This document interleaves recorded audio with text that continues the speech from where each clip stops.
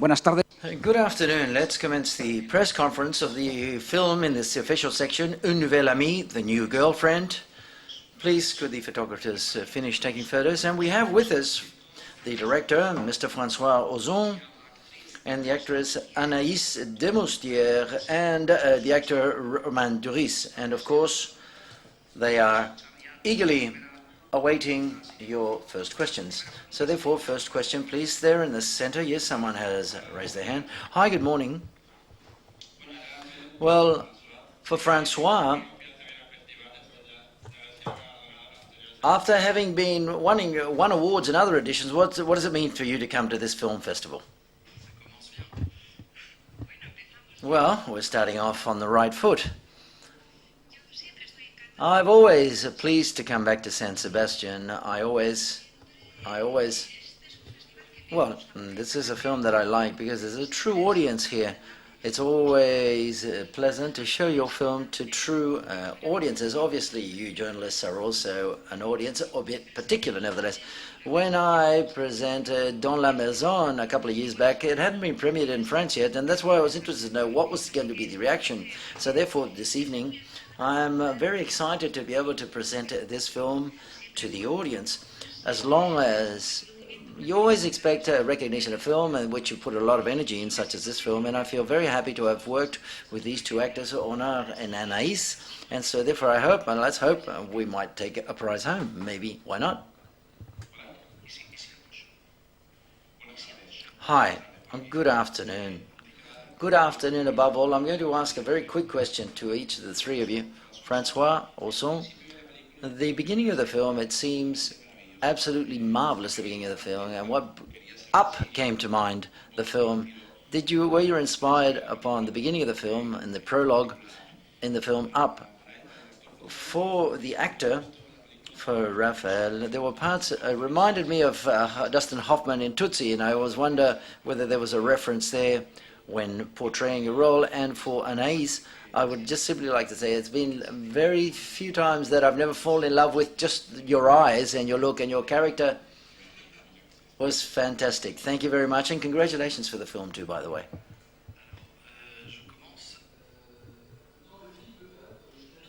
No, the film Up, well, I don't usually go to see any cartoon films, but a friend said, go and watch that film because the first 10 minutes are magnificent.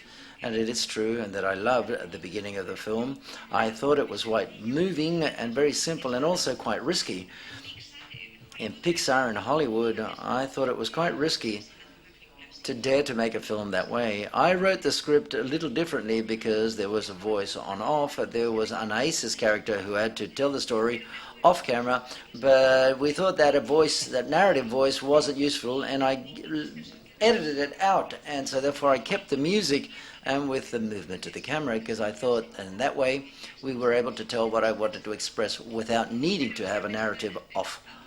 But if you thought about Up, great, because I love the beginning of that film as well. I didn't have a question, yes. Yes, he liked the way you looked at the camera. I'm glad, thank you very much. But the character that I portray in the film, she's a very mysterious and silent character, and with a lot of scenes where she observes things. And I'm under the impression that the film can be seen through the way I look at the screen, at the camera. So it was very pleasant to be able to express for the audience what my character is going through, and to be the witness also the transformation of David turning into Virginia, a very rich role where the silences were very important. Your imagination is very important, and also the ghosts for an actor is very rich to be able to portray this very silent and mysterious role, but also you sing and you talk. That is true as well. As regards Tootsie, well, it's a film that I love, but no, sincerely, for me, it wasn't a clear inspiration, but it was inside me as an audience, as having watched Tootsie. But I could link my work with Tootsie. It's because I remember when I saw Tootsie at a given moment, you forget whether you've got a man or a woman in front of you. You've got a creature in front of you. And that's what I liked with Virginia, because it's quite clear to be a woman, a perfect woman, and to portray her, it's practically impossible to create a creature where the audience, you don't address whether it's too feminine or too masculine. That's what I liked. And I think that in Tutsi, it's fun, it's moving, and it's a film that I enjoyed very much. But what Dustin Hoffman manages to achieve is a character that becomes a creature that has no gender. And that is what I also wanted to do with Virginia.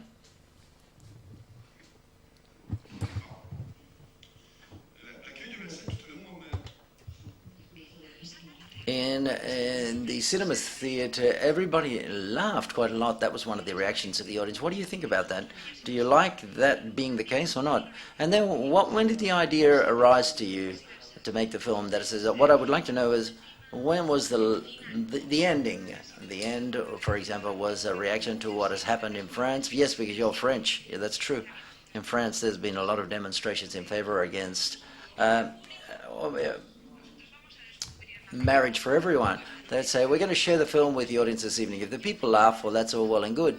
I wanted to make a popular type a film for the people. And it's true, when you talk about those demonstrations in France in favor of marriage for everyone, for all, because I started to write the script, and at that moment is when all of these demonstrations took place in France, which were very aggressive, a lot of violence, by people who were demonstrating against the rights. These were against the rights, but not against, but in favor of the rights of people to be able to be married. My identity, and also as regards to many friends and many children and sons and daughters who are being born from homosexual couples, and also knowing to what extent politics and policies vis-a-vis homosexual marriage, those policies didn't manage to defend it well.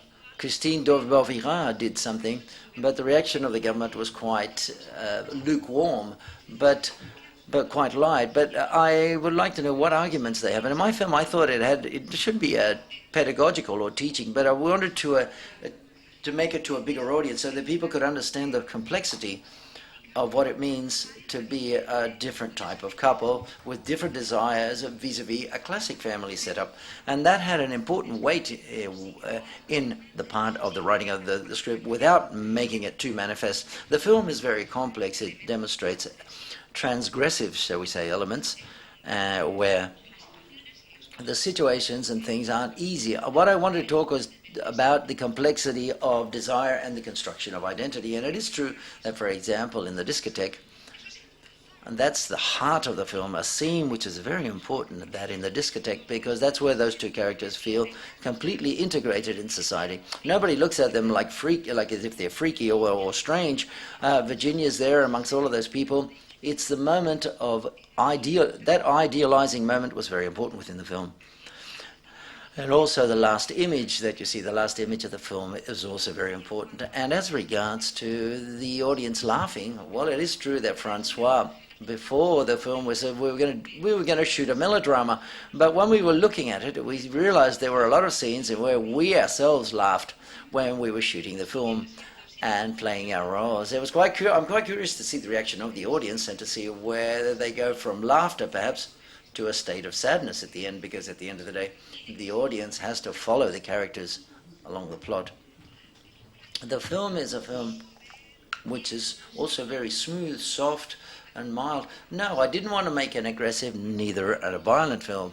The idea was to make a film which was sweet and smooth, and entering into it, whether you agreed or shared those desires. I think there are very few transvestites, or perhaps not in this room today. I don't know, but nevertheless, whatever the case, I felt like making people to understand, make people understand, or we don't feel that desire, that I don't specifically have either, by the way. Well, I wanted that difference to be accepted by the greatest number of people possible. This is a question for Roman. I've been following you for many years from Una Casa de Locos, which was applauded here in Spain, your film. And this question is obliged, I must ask this question, to address this transition of David and to turn into Virginia. I understand it was an extraordinary challenge, and how you've worked those little nuances, because in the first scenes and where you see David as a transvestite, it's a bit grotesque, and that's where the audience perhaps laughed a little more. But then we start to get to know all the internal dilemma that the character undergoes. I'd like to know how you worked upon this. Was it part of the script? And also those physical nuances, which are extraordinary. Thank you very much.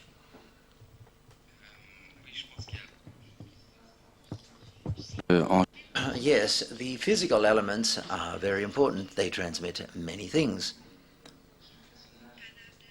Each character, when you work, has a physical element which is important. And in this case, in the case of Virginia, I think there's a part of all of us have a feminine side to us, and perhaps even more in us actors, because I have very feminine emotions when we're playing a role. There's something impudic which I identify on that feminine side that I have inside me. And in this character, the idea was to open up that door, open wide that door which is half open, and to believe and trust the feminine side of me. It was important to see that evolution and development, how the character starts in a very clumsy way until the end, to have that Virginia wearing jeans, which could be a man or a woman. It's not very important whether but it's a person who is confident and trusts her freedom. The same thing happened in the work. It wasn't chronological, but there was an evolution or a development vis-a-vis my trust in my feminine side, albeit it was a lot of fun to walk with high heels, and it was a lot of fun. But slowly but surely I started to acquire a lot of trust and confidence in the way I walked.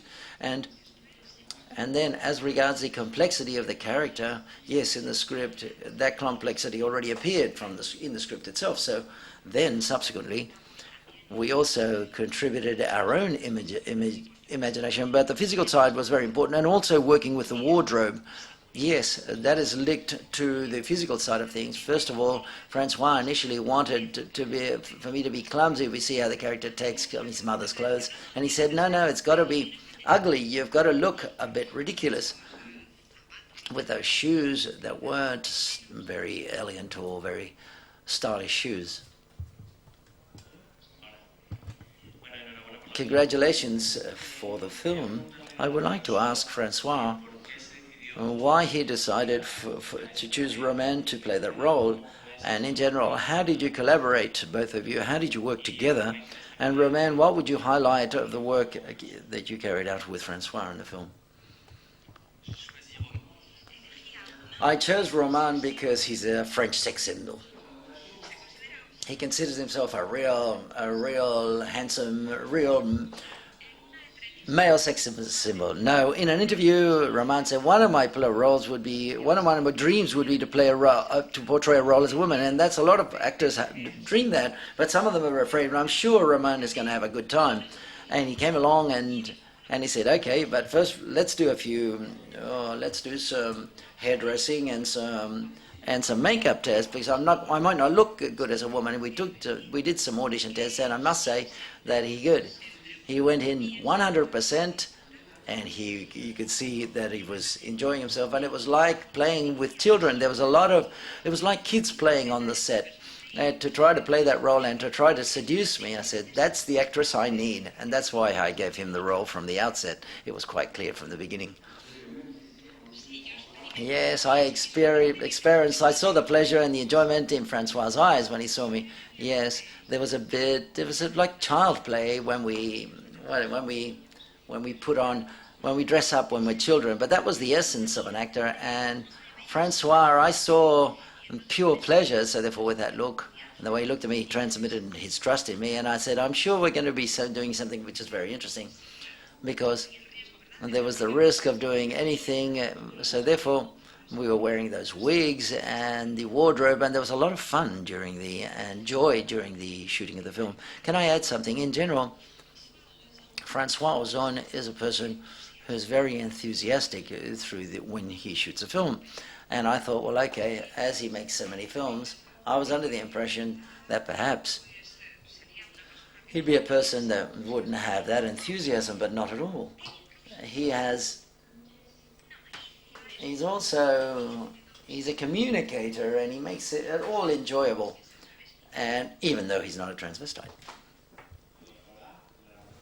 Hi, congratulations for the film, first of all, over here.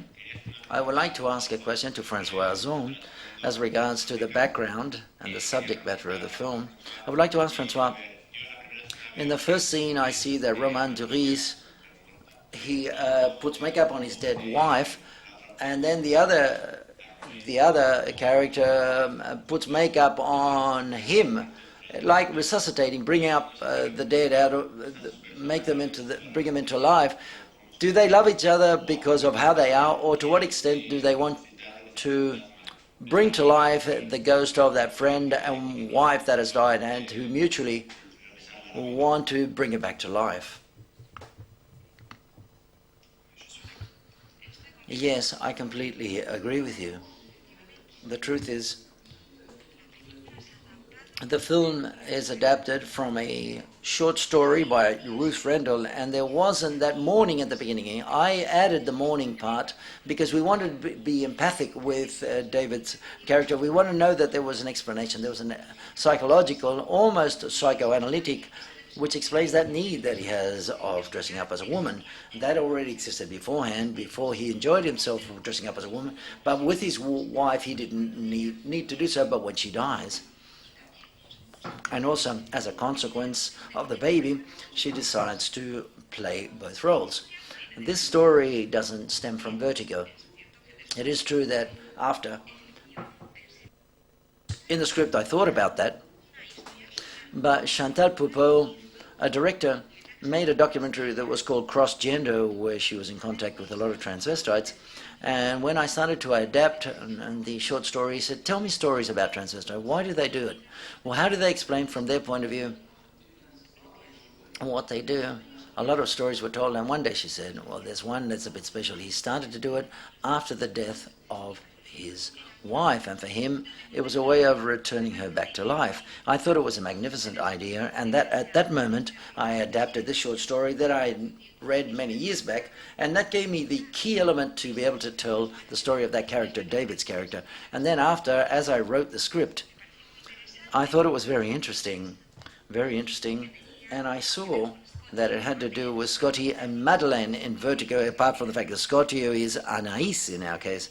It's Anaïs who brings back to life her dead friend through Roman, but it's a bit more complex. And also Vertigo ends in a very dramatic way, because Madeleine, with the false Madeleine, dies, Kim Novak dies, and James Stewart doesn't have vertigo anymore, albeit he's lost his wife. I wanted the end to be a happy ending, and for this trajectory, which is a bit story, would take us to a story, a love story, and to a happy ending. It's very complicated, I know, but that's the way it is. Over here on the right, please. Hi, I would like to ask you about the relationship between the two protagonists, and, well, the two women protagonists, because the one that's died as well, because there's a romantic side.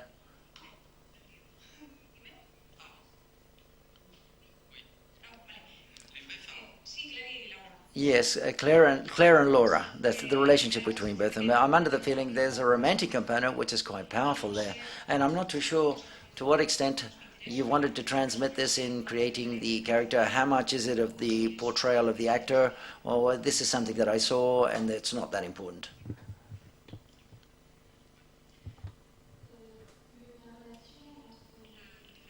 The relationship between Claire and Laura is quite complex, I believe. The film talks about love, but talks above all about friendship. My character, the character of Claire, has lived in the shadow, in the shadow of her best friend Laura.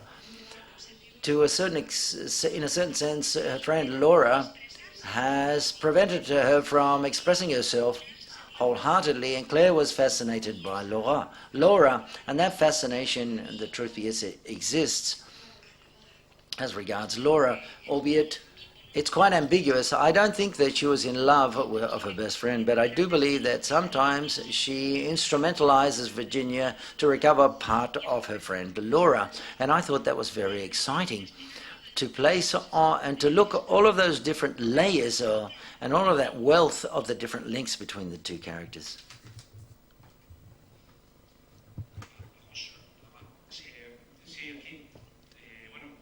Hi, I'm pleased to be able to talk to the three of you.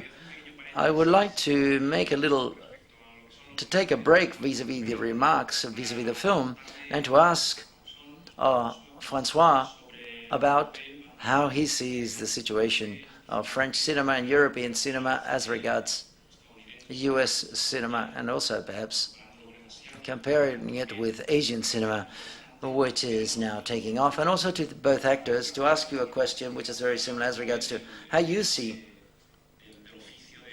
the job as an actor, your profession in your country, whether you think it's necessary to be able to intervene and in Hollywood films or foreign films so that people can get to know with French films, and you think it's the industry is sufficiently powerful enough to be able to make a living, and artistically also it is. Are you satisfied with how the situation stands at present? Le cinéma français résiste, il continue de résister. French cinema is still holding on, and I think it's the first, what's the leading European cinema? It's a cinema which is very, very rich and wealthy in what it does. I'm glad to form part of French cinema. I don't feel like going to Hollywood.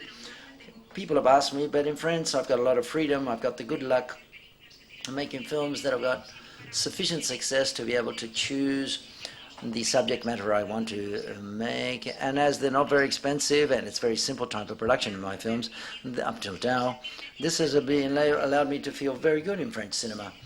I know that there is a distribution or redistribution system in France, a redistribution system, which means that the success of a film will help other films being made, and I think it's a very healthy system.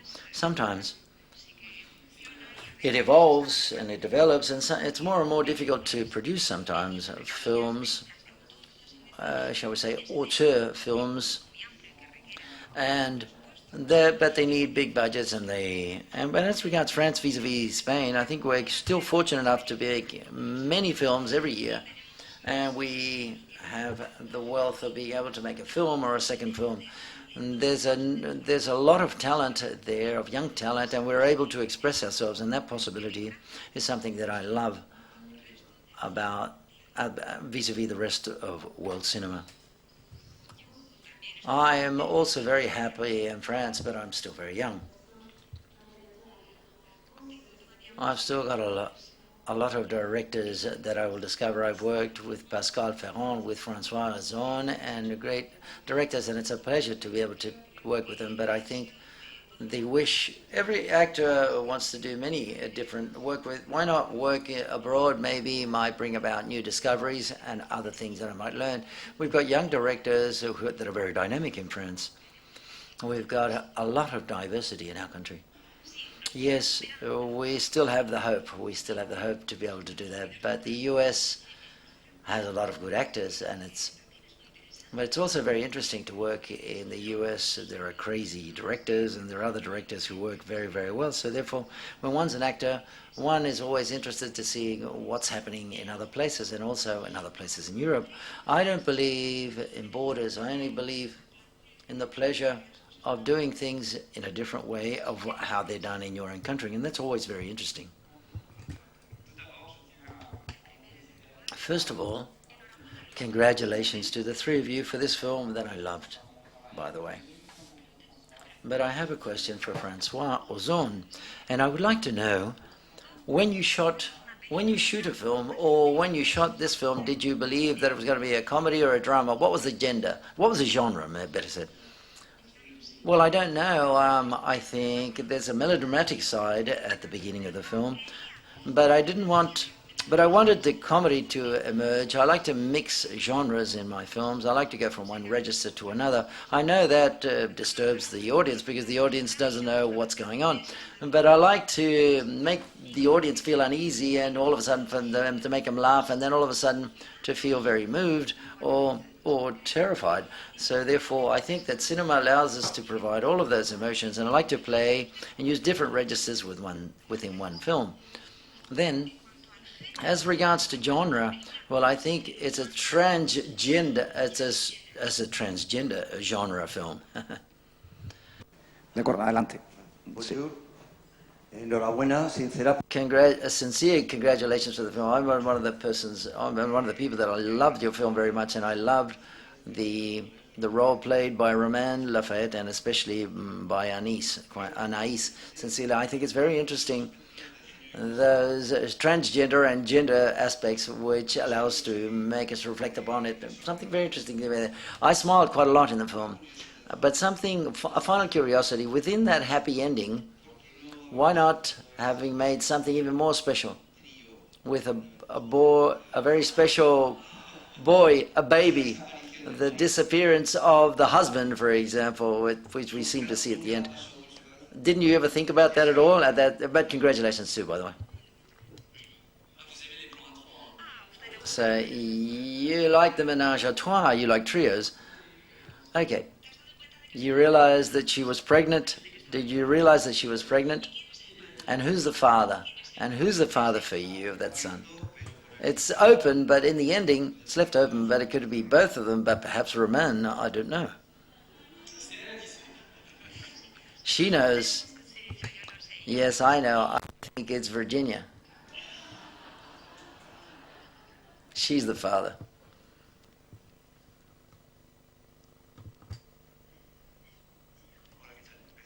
Hi, precisely. I was going to ask that question, because at the end of the film we were talking about who was going to be the father of the baby, whether it was deliberate, and that it would bring about that discussion about whether Virginia David or the other husband, I can't remember his name. But as you've already mentioned it, I would like to ask about the cameo in cinema, because your cameo roles, because you appear in the... No, it's not you. Oh, yes, it is. And I would like to... You do appear there, a little cameo role there. I would like you to talk about that. I was in doubt quite a lot, but it's a very perverse role, and people say that I'm a bit perverse. Well, I'll take it on. And so therefore I played the role with Romain, but I also wanted an actor to play that, so therefore we shot it twice, because I wasn't sure whether I was going to be chosen or not. And at the end, I edited the sequence with the editor, and I said, who's the best? And she said, well, very similar, but she said, but Romain is much better with you. So therefore, we decided to keep that scene. And then I said to Romain, it's very strange, well, why are you better with me? And he said, well, don't you realize the way you touched me, whereas the other guy practically didn't even dare touch me?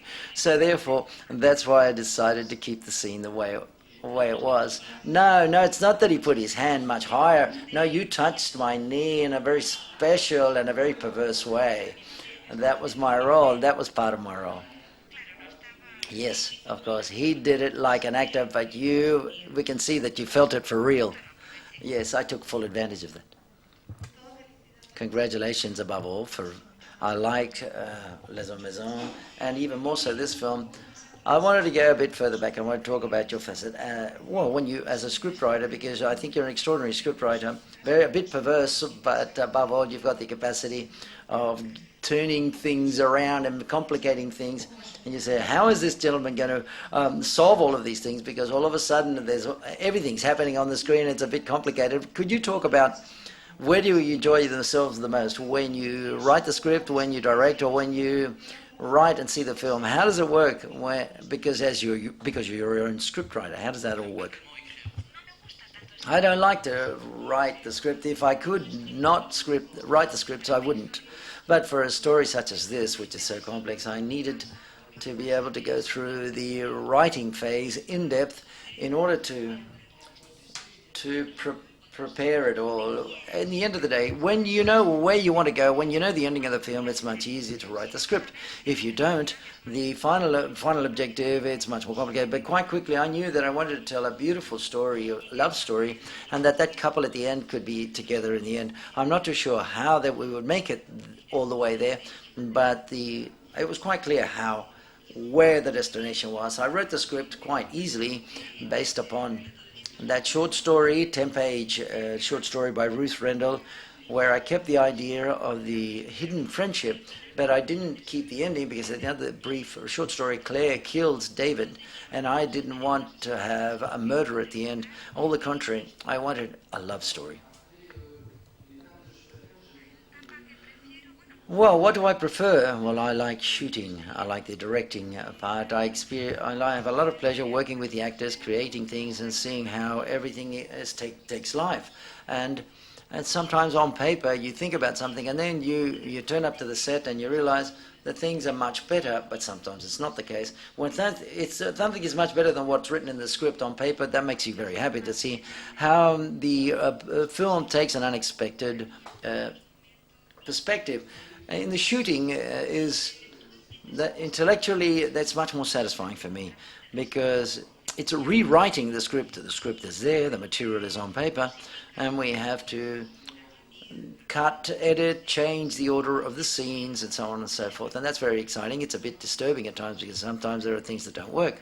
And so therefore you've got to know how to separate, take a step back, get rid of some scenes, but at the same time I think it's a moment which is very stimulating as well. Hi. I wanted to ask Roman, one of your first films was the Casa de Locos that you shot here in Spain.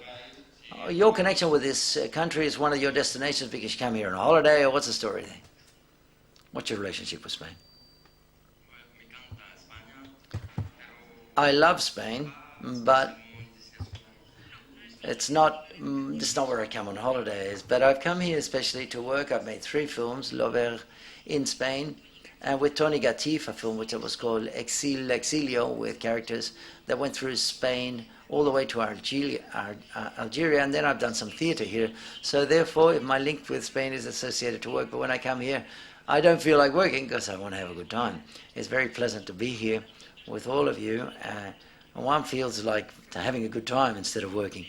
But yes, I like this country very much. Hi, good afternoon over here again. Francois, you said before your favorite scene which sets the before and the after was the discotheque scene. I would like to ask both actors, your favorite scenes, what were they?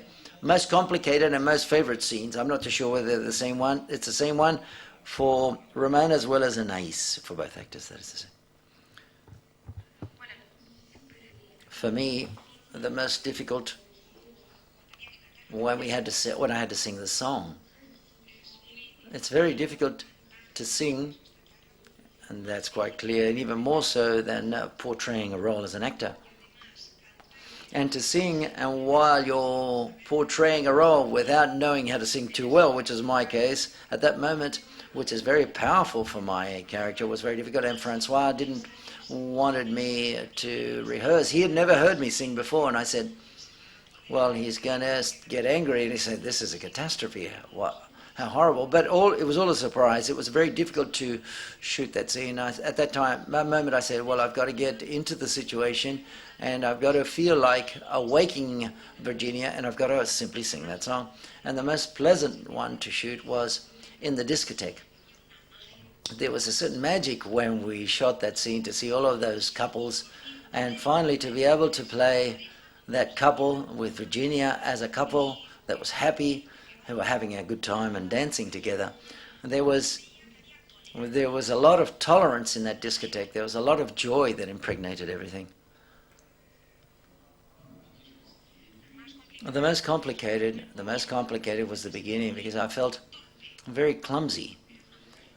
She was a clumsy woman, and also in the cemetery, the scene in the cemetery, I think at the eyes of Francois, I knew that I walked like a prostitute or like a mannequin, but I walked too good as a woman. And we were in a cemetery, so therefore that wasn't the ideal place to do so. So we had to find a balance that just the right. There had to be a bit of clumsiness, but that was a bit complicated to convey all of those physical aspects of the character. And then the most fun, the one I preferred the most, well, I don't know, there have been so many moments. All of it, it was a journey. You prefer to play the role of Virginia than David? Yes, David was more difficult. He was more complex. And Virginia was always a lot of fun and a lot of joy. I liked the scenes with Gilles, with my husband, as my character is always telling him lies. It was very exciting because I'm an accomplice with the audience, and with the audience, I realized that I had secrets that the audience knows. For example, when I asked where I could go with my mother on the weekend because she was ill, I thought that was a lot of fun. Congratulations for the film. But in the last 3 films, from Dans la Maison, I think the 3 stories are completely different, but there's a common link, and they are the love stories that are not very conventional, very unconventional. Is that a coincidence because the story requires that it's a new style, or is it a Francois Ozon style? Thank you. Well.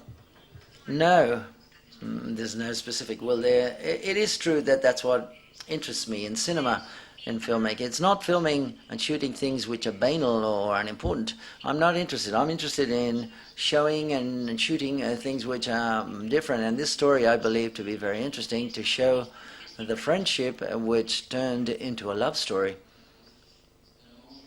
with a transvestite. It was a challenge from the point of view of the script and putting it on the screen. And I thought that was very exciting to be able to do that. Any further questions? Any further questions? No? Thank you very much to all of you.